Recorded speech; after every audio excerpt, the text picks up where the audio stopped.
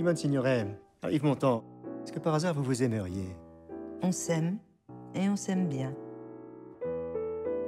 Alors tu dirais quoi, toi, hein? C'est quoi le secret de notre couple? Bah, je sais pas, j'ai pas de secret, moi. Oh, t'es chiant, tu joues pas le jeu. Signoret, elle est de la génération de ma mère, exactement. Elle avait le même âge, elle a disparu la même année. Donc je l'ai toujours identifiée à ma mère. Et je l'admirais beaucoup, je trouvais que c'était une actrice importante, qu'elle avait une voix qui portait. C'était un couple qu'on regardait, qu'on admirait, quoi, voilà, connu, très connu. Et j'ai pensé à elle d'abord, avant de penser à Montand. Je voulais même me placer de son point de vue pour raconter sa vie, ce qu'elle avait traversé. C'est des années les débuts de l'indépendance des femmes, etc. Je me suis rendu compte récemment que j'avais fait quasiment que des films sur les femmes, alors que je ne le savais pas moi-même. Et donc, c'était elle le point de départ, je crois. Moi, j'irais à l'indignation. Bah, c'est vrai, on passe notre vie à s'indigner. On arrive même à s'indigner de s'indigner. Alors, j'ai beaucoup lu, j'ai rencontré beaucoup de gens qui les ont connus. La famille, Catherine Allégret, Carole Amiel, Nadine Trintignant, enfin tous ces gens, Guy Bedos, il était encore là. J'ai écrit pendant longtemps, 4 ans, 5 ans, et puis j'ai réduit le film aux dernières années. C'est-à-dire que je me suis dit, je ne pourrais pas raconter toute la vie de Signoret. C'est trop long. En plus, il y a 2 personnes, donc on ne va pas les faire vieillir tous les 2, les faire ressembler. Enfin, je me suis posé toutes les questions des biopics. Et en fait, c'est un peu sur le conseil de ma co-scénariste qui s'appelle Martine Morriconi. J'ai aussi écrit avec mon fils, Sacha Sperling, qui a collaboré avec nous. Un jour, elle m'a dit, mais pourquoi on ne ferait pas la fin, les dernières années? Ça sera crépusculaire, ça sera plus triste, mais le passé sera là quand même. Il se raconte, il est là dans les photos, il est là dans les souvenirs, et dans les amitiés. Et donc... Et on s'est lancé, et là j'ai trouvé le fil de la trame de l'écriture. L'indignation, le secret de notre couple, je trouve pas ça très sexy. Mais moi, je sais ce que je dirais. Le secret de notre couple, moi, je dirais que c'est ton cul. Oh, t'es pas capable de dire ça. Ah bah, tu paries. Chiche. On se dit, tiens, ça serait visuellement, émotionnellement intéressant. Voilà, on fait des choix dans l'histoire, quoi. On dit, je vais raconter ça plutôt que ça. Et puis après, on dit, ah ben non, ça c'est encore mieux. Voilà, c'est comme un puzzle qu'on construit, qu'on fabrique. À la fin, on a un scénario, et le scénario est encore un travail en devenir, puisqu'il va falloir le tourner. Puis ensuite, on monte. Et à la fin, on arrive à un film qui dure 2 heures et qui on espère, se regarde sans qu'on ait vu passer le temps. Et voilà, un peu comme la vie. Pourquoi tu veux tout le temps voir ailleurs? On a parlé 100 fois. On n'est pas pareil. Toi et moi, on n'est pas pareil. Donc on traverserait les 12 dernières années de façon arbitraire, donc c'est les années 80, ça commence en 74, jusqu'à la fin. Et puis alors là, l'écriture, tout ce que j'avais écrit avant a fait sens, et on est arrivé à une sorte d'épure, et on a aussi beaucoup travaillé avec les acteurs. Qu'est-ce que tu fais toute la journée sur ton canapé? Tu fais quoi? Je t'aide à apprendre ton texte, puis sinon je tricote. Parce que je tourne pas, moi je m'emmerde, faut bien que je m'occupe. Mais c'est de ta faute si tu tournes pas. C'est de ma faute? Mais oui. Mais t'as pas compris? J'ai pensé à Marina assez vite, parce que je sentais que dans son regard, il y a quelque chose de Signoret. Et puis quand je l'ai rencontrée, elle m'a dit, moi quand j'étais jeune, j'étais fascinée par Signoret, je pensais que c'était moi Signoret. Donc je suis tombée bien. Non, elle s'est prise au jeu, elle a compris, elle a senti qu'elle allait pouvoir faire une performance, et pas seulement une performance, qu'elle allait pouvoir... D'ailleurs, elle était tellement triste quand le film s'est arrêté. Pour elle, c'était vraiment un... Oui, parce qu'elle a été, je crois, très heureuse pendant le tournage. Elle aime travailler, elle aimait chercher, elle voulait toujours plus, encore, plus. Plus personne veut de moi. Toi, le monde, personne. Plus personne. Parce que j'ai plus la gueule de l'emploi. Mais fais un effort. Les actrices, elles s'entretiennent. Elles font du sport. Moi, j'en fais tous les jours. Je fais attention à ce que je bois, je fais attention à ce que je mange. Résultat... Résultat, t'as la taille fine et pas moi. C'est ça qui t'emmerde, hein? Rochdy, il était plus content. Ah, ça va, c'est bien. Il était pas moins courageux, mais disons, elle cherchait la perfection, elle l'a trouvée, elle m'a bluffé plus d'une fois. Je crois qu'elle s'est bluffée elle-même. Elle est vraiment exceptionnelle. Oui, d'abord, elle va montrer qu'elle est une très grande actrice. Elle l'a déjà montré, mais là, le rôle est un cadeau. On s'est fait un cadeau mutuel. Elle m'a fait le cadeau de l'accepter puis de l'incarner et de vraiment d'apporter. Hein, parce qu'elle a apporté énormément aussi au scénario. Faut pas que j'oublie ça. Écoute, ma puce, Je sais que c'est pas facile. C'est une chance d'avoir des parents connus, mais toi et moi, on sait bien que c'est plus compliqué que ça. Si tu réussis, on va dire que c'est grâce à moi. Puis si tu rates, toi, tu vas t'imaginer que c'est de ma faute. Faut que tu trouves ta place. Bah, faut que tu me la laisses. Il serait temps, non? Tu crois pas? Elle a regardé toutes les interviews. Elle a lu tout ce qui a été écrit par elle, par Signoret, sur elle. Elle s'est nourrie du personnage. Elle l'a écouté pendant des heures et des heures et des heures et des heures. Et elle connaissait tout. Donc elle venait de temps en temps, avant le tournage, elle m'appelait, elle me disait, elle m'envoyait des scènes, elle me disait, tu as lu cette interview? Regarde. Elle est sur l'île, elle regardait tout et elle me disait, il faut que ça soit dans le film. Hein. Et donc, je l'écoutais parce que je savais que c'était une collaboration. Donc elle a vraiment, vraiment, vraiment fait ça. Dis la vérité. Pas que je tourne pas, parce que ça, tu t'en fiches. Le problème, c'est que t'as honte de moi. Parce que quand on nous croise dans la rue, c'est ça qu'ils disent les gens. Oh, regardez Signoret comme elle a morflé. Mon temps, il est encore pas mal, mais elle, on dirait sa mère. Et ça t'emmerde, hein. Dis la vérité. Rochdy, dans un deuxième temps, a commencé à le faire aussi, parce que quand il a vu que Marina... Oui, il s'est dit, il y a une interview formidable de moi. Et d'ailleurs, on l'a faite. Moi, j'adore quand les acteurs apportent leurs propres idées, leurs propres envies.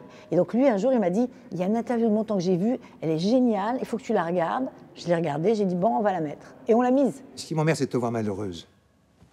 Il y a un acteur qui travaille pas, c'est un acteur malheureux.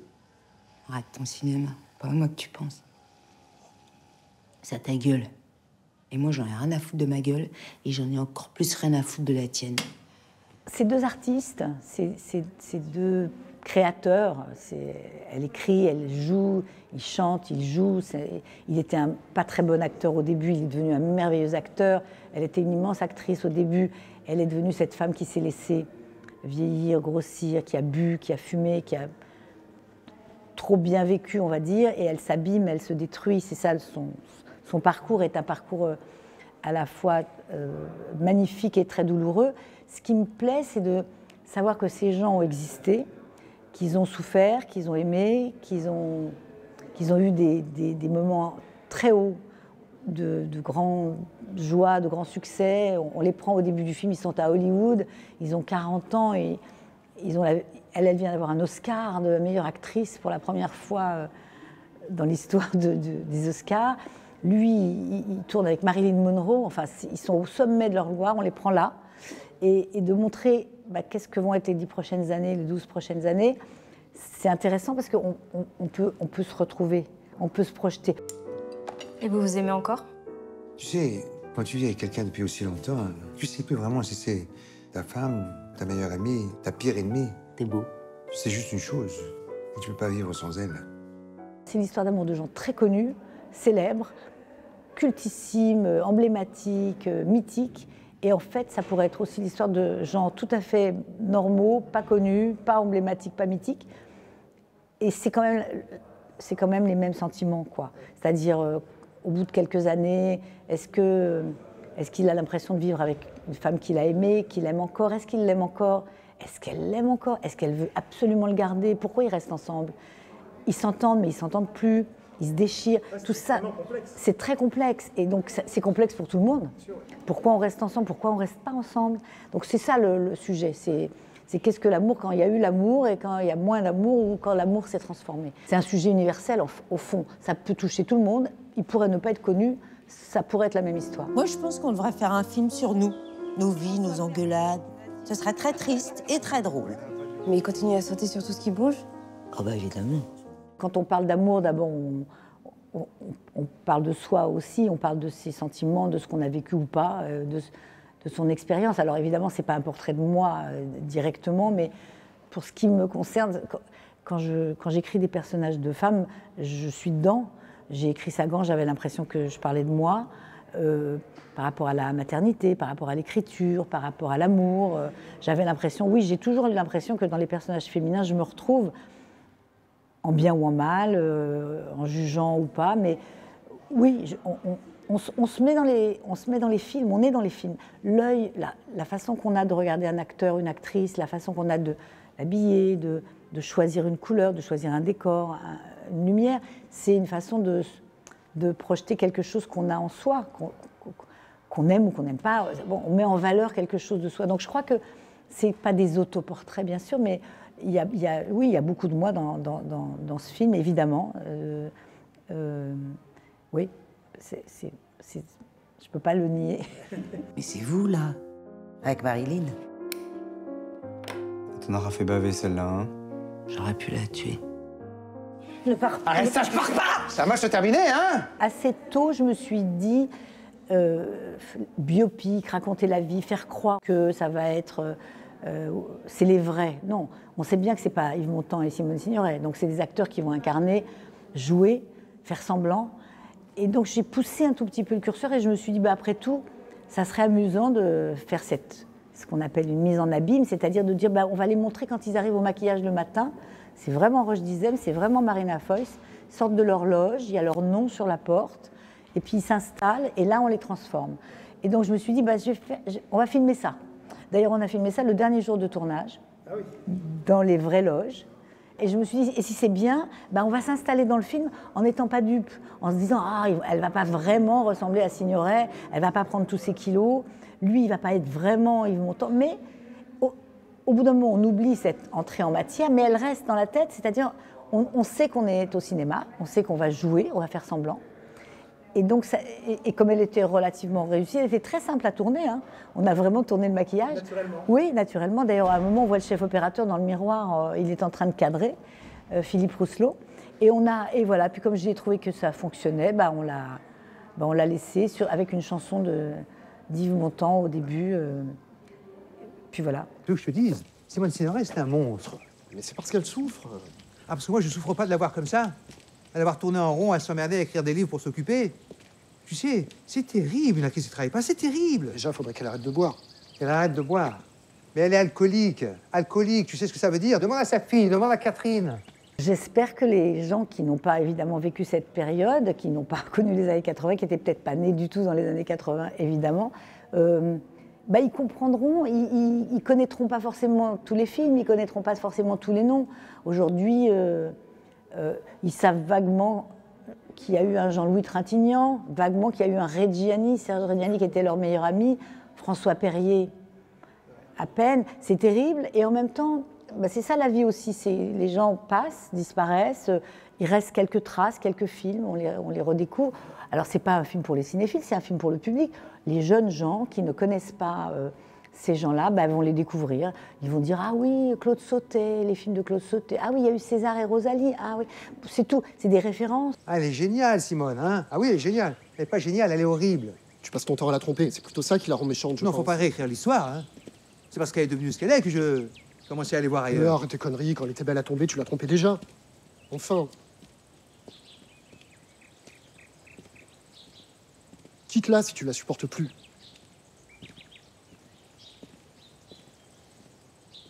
On quitte pas Simone Signoret. J'espère que les gens auront envie de redécouvrir. Bah, c'est un cinéma le cinéma, il est vivant. Hein, les films, c'est ça la magie de notre métier, c'est qu'on fait. C'est pas dans les musées, hein, on peut les voir partout, tout le temps. Et bah, j'espère qu'ils vont avoir un intérêt pour cette période, pour ce métier d'acteur. On assiste à des scènes de répétition, on assiste à une scène où, tout au début du film, la première scène, Montand est en train d'apprendre son texte et Signoret l'aide à apprendre son texte. On va à la synchro pour voir comment est-ce qu'on doublait un film à l'époque. Bon, bah, tout ça, ça reste. Et je trouve que c'est une espèce de plongée dans un moment de vie, dans un métier, Il y a les premiers Césars, je crois que c'est la deuxième année que les Césars existaient, donc on a la retransmission. Quand Girardot annonce le César est attribué à Simone Signoret. Bon, tout ça, mais c'est des chances que j'ai eues parce que j'ai raconté cette histoire et il se trouve que... C'est quoi? C'est mon livre. T'es la première. Merci.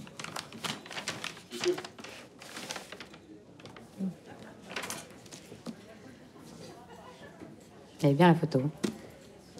Pas l'air trop tarte? Non. Moi, je ne suis pas du tout nostalgique. Et d'ailleurs, elle n'est plus ce qu'elle était. Parce qu'on n'est plus... Non, j'ai jamais été nostalgique. Parce que la nostalgie, c'est les regrets. Ah, ça aurait pu être mieux, c'était mieux avant. Enfin, et j'ai pas de... Non, je regrette rien du passé. Je suis nourrie, extrêmement nourrie par le passé, par tout ce qui m'a constituée depuis l'enfance. Mais toutes ces années de... Je parle comme une vieille dame. Toutes ces années de cinéma, ça fait quand même longtemps. Je n'ai aucun sentiment, non, de nostalgie. Et quand je fais un film sur le... J'aime beaucoup faire des films sur le passé, parce que c'est toujours... je sais pas, c'est toujours... Ça vieillit moins vite, les films sur le passé. Quand vous faites des films contemporains, vous êtes déjà démodé quand il sort. Ça va très vite. L'actualité vous a dépassé. Alors qu'un film d'époque, ça reste d'époque. Je suis pas très ancrée dans l'actualité. Je suis plus... Mais c'est pas de la nostalgie. C'est juste... c'est que j'ai l'impression de savoir mieux me souvenir, reconstituer les couleurs, les images, les odeurs, les atmosphères quand elles sont anciennes. Bon, c'est comme ça. C'est une chanson qui nous ressemble. Toi, tu m'aimais. Je veux que tu l'appelles et que tu lui dises que c'est fini. T'entends? Et je t'aimais. T'entends ce que je dis? Ils sont cruels l'un envers l'autre. En même temps, je crois qu'ils s'aiment vraiment. Mais c'est vrai que c'est un film aussi sur le cinéma. C'est un film sur une époque de cinéma. Et qui a été très importante. Enfin, moi, j'ai découvert le cinéma à peu près à cette époque-là. J'ai commencé à faire du cinéma dans ces années-là. Et c'est d'ailleurs pour ça que j'ai demandé à Philippe Sard de faire la musique du film. Parce que quand je lui ai envoyé le scénario, d'abord, il a été bouleversé. Parce que, pas qu'il a été bouleversé par le scénario, mais il a dit, mais toutes les musiques dont tu parles, tous les films dont tu parles, les films de Sauté, les films de Corneau, c'est moi qui ai fait la musique. Et c'est vrai. Il n'y a pas un film dont je parle dans ce film-là dont il n'a pas fait la musique. Les choses de la vie, c'est quand même le premier film dont Philippe Sard compose la musique. Il a 20 ans, il rencontre Claude Sautet et il écrit Les choses de la vie. Donc je ne vous dis pas l'émotion quand il est venu à Cannes et qu'il a vu le film et on a réenregistré Les choses de la vie pour le film. On a refait. Alors l'émotion déjà dans l'enregistrement, c'était bouleversant. Il y avait un orchestre, il était là, il écoutait sa propre musique de ses 20 ans. Oui, et donc, il y a eu beaucoup d'émotions dans le film pendant le tournage, après le tournage. Et donc, j'espère que ça, c'est quelque chose qui passe, et je crois que c'est quelque chose qui passe dans le film. Et je pense que les spectateurs qui le verront, ils vont comprendre quelque chose de cette époque, de ce que c'est qu'être un acteur de cinéma à cette époque, et puis de ce que c'est que quand l'amour est fini, c'est pas fini. Nous vivions tous. Je te demande pardon. Les deux ensemble. Arrête! Toi qui m'aimais, moi qui t'aimais.